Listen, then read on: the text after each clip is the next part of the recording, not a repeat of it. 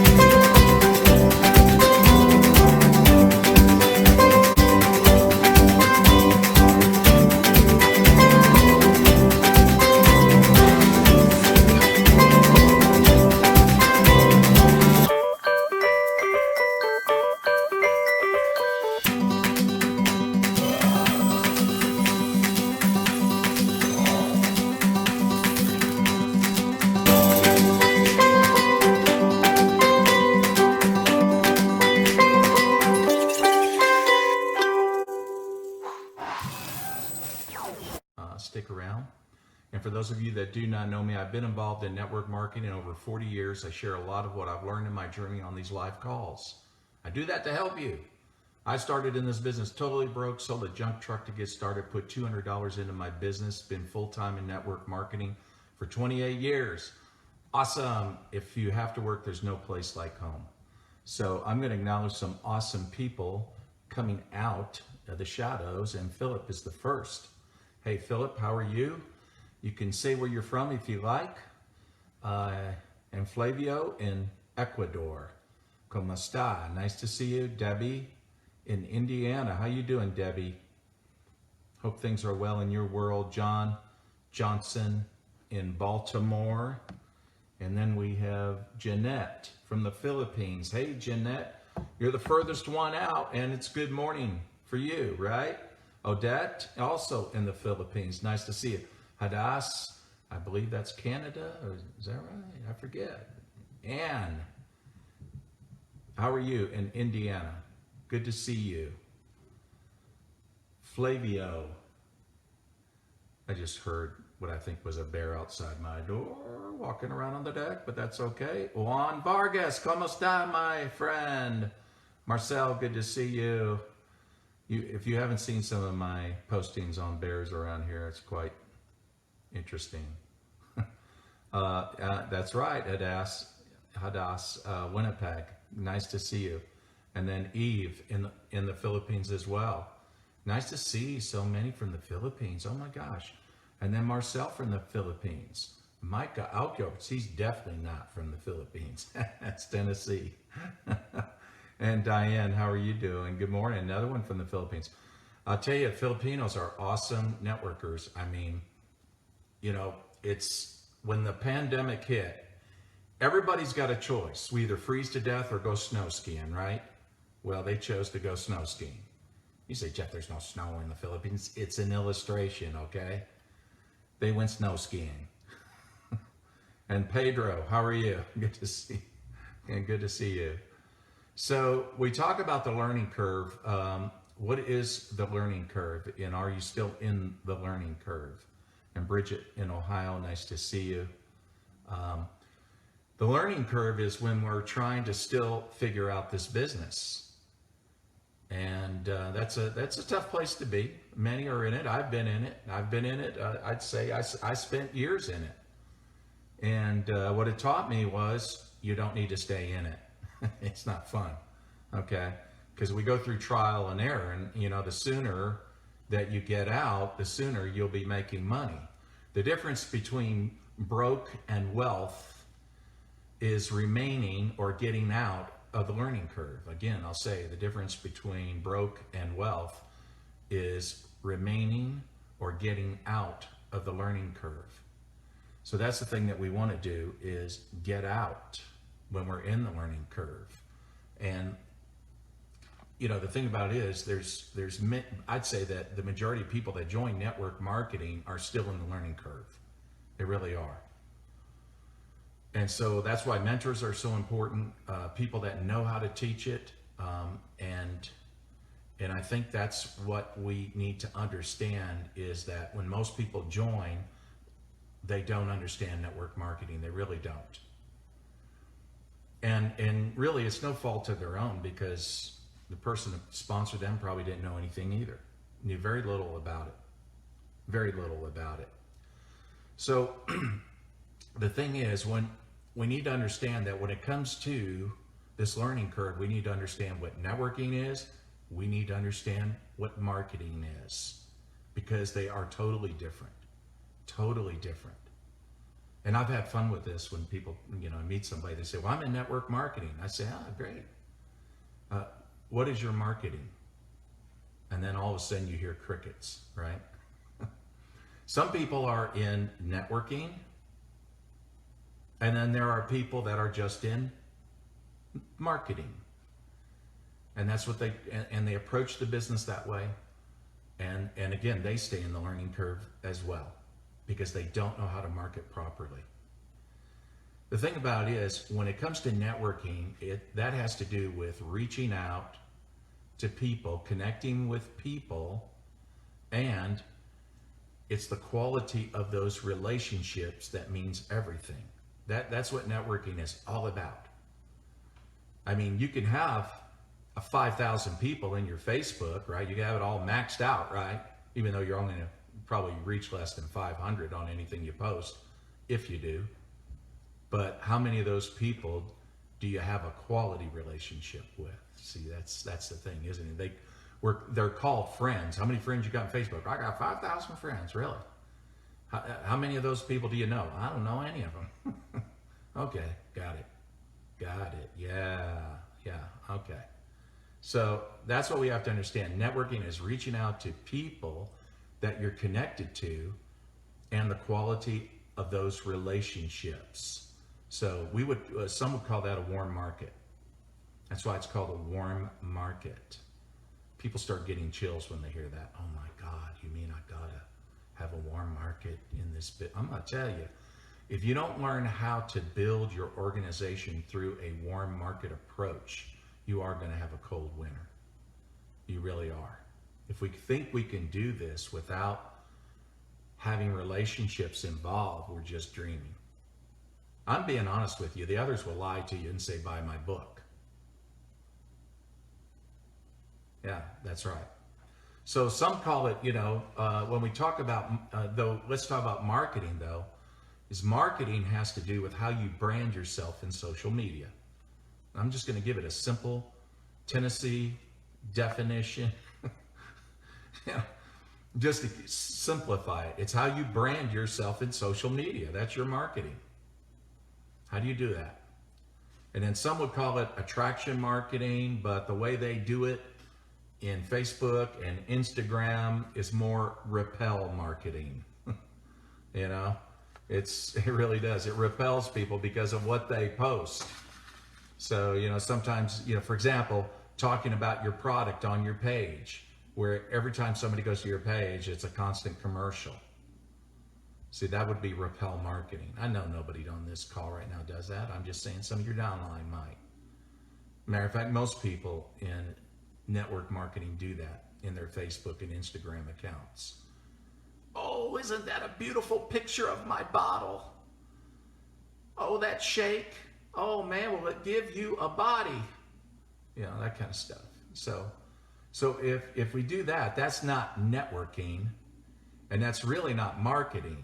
It's just content dumping. That's what it is. And it can be just as irritating as you turn it on your TV and all you're seeing is constant commercials, one after another, so that when people come to your Facebook account, in their news feed, they just scroll. Hey, scroll as fast as you can. Oh my God, another commercial she's got. Oh no, I don't want to hear about her bowel movements anymore. I'm sick of it. Some people really get off on that stuff. You know, I know one guy that was like that, man. He was really into the health part of the business, and all he wanted to talk about was the quality of a bowel movement. Hey, how does your poop look lately? Hey, the color of it, does it stink? You know, I'm serious. I'm like, oh my God, please, please. So, but here's the thing. Some try to circumvent, you know, network marketing and just that part of it and just go straight to marketing. And they think it, you know, that it works based on that because of what they've seen their upline do. Now, let me talk to you about that part of it, because that's the most misleading part of it. Because really, it's you know, when they go to their page, when they go to their upline's page and they see the Facebook Lives, or they see the content that they're posting, they say, well, he posts about our products. Look how many likes he got. Look how much engagement he got. Look at his Facebook Live, how many views he got. Wow, that must really work. No, it's false marketing. That's false. That's not even marketing. It's just false propaganda. Why do I say that? Here's why I say that. Because the majority of the people that are engaging with that content are already in their downline. I'll say that again. The majority of the people that engage in that content are already in their downline. It's like a Christian trying to convert the choir. They're already in. They're already. Why are you trying to convince them? Okay? So that's what we have to realize. You can never go by that. Yeah, sure. If your upline has a decent sized downline and you don't, and they're posting about their company, their products, or whatever they're doing, and their downline is following them, of course they're going to have some engagement. It's a slippery slope, though, when you do that, because that person could possibly get in trouble if they make health claims, things like that. They should really save that for the Facebook groups, you know, but or whatever platform they choose. But the thing is, we have to understand that is false marketing. What you want are people who are not in your company, who are not using your products. Those are the people you want to use your marketing for, right? That makes sense. And so the thing about it is that even in marketing, people are in the learning curve. They have not figured that part of it out yet, because then they start doing what their upline does, and they say, wow, I don't get those likes. I don't get that engagement. I'm not getting those results. I guess I totally suck at this business. Maybe it's just not for me. And that's the damaging part of it. And so as you go to my page, do you see anything about my company, my products? No, because you're not going to. You're not going to. And that's why. So the thing about it is, what we have to do is just understand that part of it, is that what we have to do is just work at understanding how it works. And that's the key thing, is just being a student. Being a student. Now, and we need to keep this in mind. We don't make money on people who give us a like, give us a comment, or their views, or their engagement. That is not where our money comes from. Our money comes from when you sponsor people in this business and you work with them and you help them. Your income will be in proportion to how many people you have helped, and you will not make $1 more. That's right. So you want to make a lot of money? Help a lot of people. And that's really the key. But just understand that there's a lot of emphasis put on being a social media rock star. Well, you know, sure, if you want to pay to play and use the business page in Facebook, put out content, throw a lot of money at it, and hope that it's going to do really well, then do that, you know. I always recommend, if you can't get good at your profile page, forget a business page. Forget a business page. The great thing about a profile page, I don't even engage in a business page. Why? Because I'm not looking for the business. That's the honest answer I can give you. I'm perfectly happy with the income that my network marketing business has provided me, now for almost 22 years. Perfectly happy with that. So I told Ray Higdon that from the very beginning when he asked me, because he was curious whether I wanted to be a coach, in other words, that's where my income would come from, like he does. I said, no, Ray, I don't want to be like you. I mean, I love Ray. I think he's awesome. I said, I'm perfectly happy with the income that I earn in my network marketing business. So I'm perfectly happy to give out free training. There's a number of reasons why I do that. Okay. One is if I don't do it, I'll forget it. That's what happens when you become 65, right? I'm almost 65 in January, right? But anyway, so if I teach it, I won't forget it. Number two, I like to give back to the industry, the profession, help those that, are orphans in the network marketing profession. And then third, some of my own downline obviously gets great value from it. I was in the sauna before I did this. I'm dehydrated. Hey, Mindy, how are you? Sweetheart, good to see you. Hey, Bridget doesn't like cold messages. I don't blame you. So here's the thing is to get out of the learning curve simply means doing it right. So if you've already burned through your warm market, what can you do? What are some action steps that you can take if you burn through your warm market? Here's what you can do. You can go back to the very people that maybe possibly when you were just getting started, you really did a botchy job. I did this. And go back and say, hey man, hey listen. And by the way, before you get into that, ask them how they're doing, how their kids are doing too. Show some interest in them. Anyway, and then say, hey, listen, you remember that time when I talked to you about, my company and all that? I really didn't understand it very well. I mean, I was fumbling through it. I'd like to talk to you about it again. And it's okay that it's not for you. It may not be for you, probably not for you. But anyway, I think you could be of help to me. And who knows, you might want to try our product. I think you would really enjoy it. You can go back to those people. Why do I say that? Because almost 22 years ago when I started in my last company, that's what happened when I did. Think about it. My downline in the previous company was all washed out emotionally. So that meant I had to start all over again. You know how hard that is? And believe me, and this is like, let me see, that would be the that would be the 10th company, number 10. Anyway, so when I went up to my room and closed that door, when I was getting started, it was January 1st. And I got out my list. People that I had spoken to previously went right back at them.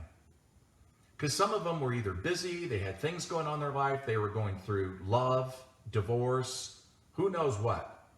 Was in a company, had a bad experience, now they got over it, they're ready. A lot of different reasons. I did a crappy job on the presentation. Now I'm better. So that's the thing. Go back to those people. That's what I did. I mean, after 90 days, I had 800 people in my downline. Now, I did a few other things too. I did some marketing, at that time, meaning I ran an ad in a newspaper and network marketing magazine. That's what you did 22 years ago. Now you got all kinds of choices, all kinds of resources, Facebook groups, everything. You can find people and it doesn't cost you a thing. Anyway, so go back to those people. And secondly, you never know about the circumstances of people's lives. I saw something, I'm just going to share it real quick. I just did a screenshot of it. And this came out today in the Wall Street Journal, and it had to do with the pandemic. And I'm just reading a quote from where was this? Let me see if I can, I've got the Wall Street Journal app on my phone. So I do read it from time to time. There you go. Oh yeah. So here it is. It said, can Gap, the store Gap, escape the whirlwind? A new CEO confronts years of decline. And it goes on to say in March, Gap The perennial struggling retailer temporarily closed all of its North American stores in response to the COVID lockdown and lost 70% of the revenue. The pandemic has washed out many companies that were already on shaky ground, especially in retailing. J. Crew Group, you know, the store Crew, Neiman Marcus Group, J.C. Penney's have filed for bankruptcy protection. So the thing about it is, it talks about a lot of shaky stuff that's going on today in the world that we live in. So when I say that people's circumstances in life has probably changed since the last time you reached out to those people that you think will never be interested, there's a lot of shaking up going on, and we're going to see more shaking up as the months come on. So the thing about it is, we have uncertainty, insecurity that these people feel in their jobs, in their companies. Some had successful businesses. I mean, can you think about some of these restaurants that you know, during the pandemic that you had to go in and sit down. They didn't have a drive-through. Okay? Yeah, they struggled, didn't they? So a lot of struggling's going on. People are open now. That's what I want you to understand. I mean, we've got these, you know, it's like we freeze people in their preconceived ideas. You know, since the last time we talked to them, they've changed. So their circumstances may have changed. And then here's the other thing: when you talk to them, even if the timing's not right, or, you know, then just say, hey, you know what, you probably know, someone in your lifetime, met some great people that either did a business like this or was a community person, a leader of some kind. Would you mind referring me to a few? And, you know, I'll let them know that you referred me because you thought so highly of them. I won't use any pressure tactics whatsoever. I'll just see if they're open. And if they're open and they decide to join, I want to get back with you, give you the opportunity to sponsor them. You know, it's a great offer. It really is. So, but here's the other thing now. When you have people join you, don't trap them into the mistakes that you made in the learning curve. That's most important.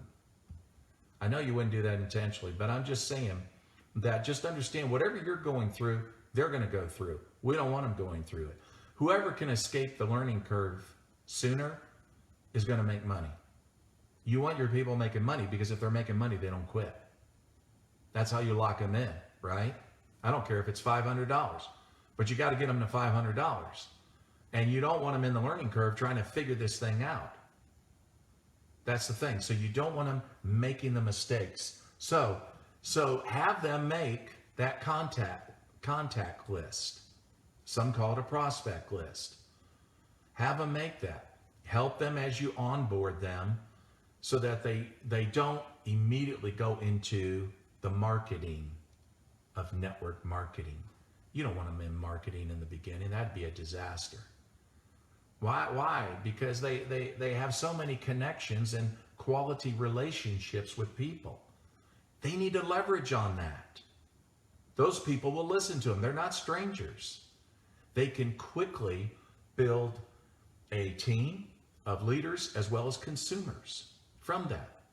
Later, you can guide them through the learning curve on the marketing part. Don't be a commercial, right? Right. And here's the thing, while we're on that subject, before I forget, when you do your marketing, whatever that is, whether you're promoting yourself as a teacher or as a coach of some kind, whether it's a wellness coach, a fitness coach, a yoga coach, a network marketing coach, a business coach, whatever your subject is at the time, or if you're asking somebody to engage, make a decision, buy something, or maybe perhaps pay into a short training that you're doing, give them at least 3 nuggets of information that would help them, that cost them nothing. That's very important in your marketing. In other words, you're giving them something valuable they didn't even pay for. Do you think they might be inclined to buy what you're selling then, whether it's a product, whether it's training that you're doing or a book that you're promoting or whatever, absolutely they would be more inclined because you already showed great generosity in giving them something free. Most people don't do that. It's all about me. It's all about me. I want the money. I want the money. I want the money. Okay? No, we got to come across as, hey, this is something I want to give you. It's okay if you don't buy or join. So, but that's really important.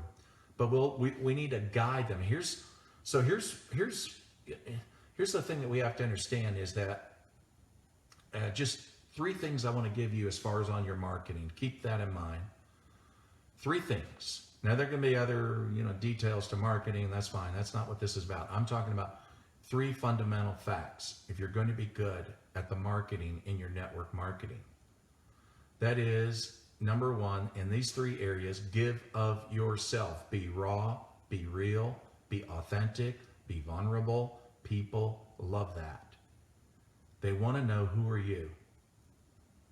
But give of yourself. In terms of if you're in a Facebook group, engage in that group, give value to that group. Be helpful to people. They really appreciate that when you do, when you're helpful to them. But reach out, try to help them in any way that you can. Second, give of your knowledge. I want you to do this. It's very simple. Learn out loud. Learn out loud. And that is, when you're reading a book, you learn something. There's this thing called the curse of knowledge. We assume everybody knows what we're reading. They don't. So learn out loud by sharing it. You don't know something until you teach it. It's really true.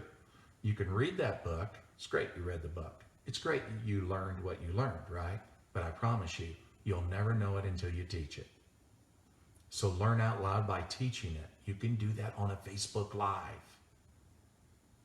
On whatever, if you want to do a YouTube, whatever, in your group with your leaders. The point is, if you want to attract people to you, then share what you're learning. It's amazing that a lot of people, they're so busy with what they're doing that I don't have time to read a book. I don't have time to do it. But you got time to share the best of what you got out of that book, the nuggets out of that book, so they don't have to spend endless hours reading the book like you did. Okay, that's great value. But again, I promise you this. When you do that, you are going to put your sauce on the noodles. Okay? Because you're going to give your own perspective. There's going to be you coming out in an interesting way with that information. And people are going to love that. So again, give of your knowledge. Be available for it. And the third is time. Be generous with your time. And here's the thing. Be consistent. Be consistent in the way that you show up. In the way that you show up on Facebook, Instagram, Facebook groups, whatever. I'm not saying you've got to show up and spend a lot of time. And there's different opinions about how much you should post every day. I think it's crazy, some of it. But what's more important, or just as important, is you engaging in the people that engaged in your post. Engage back with them. That's really what Facebook wants to see. They want to see engagement. They want to see conversations. The algorithm is designed that way. So you're going to get more views, more penetration if you do that. Versus, it's 3 o'clock. I better post a new picture. Let me go into my phone. Maybe I can find something interesting. Yeah, the picture with the dog is awesome. No.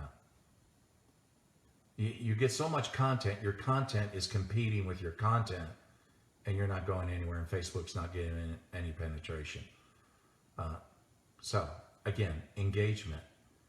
Make sure that you're consistent in putting out information, even in groups. And then lastly, make an effort to reach out to 10 a day if you can. That is, try to have 10 conversations if you can. See if somebody can jump on a phone.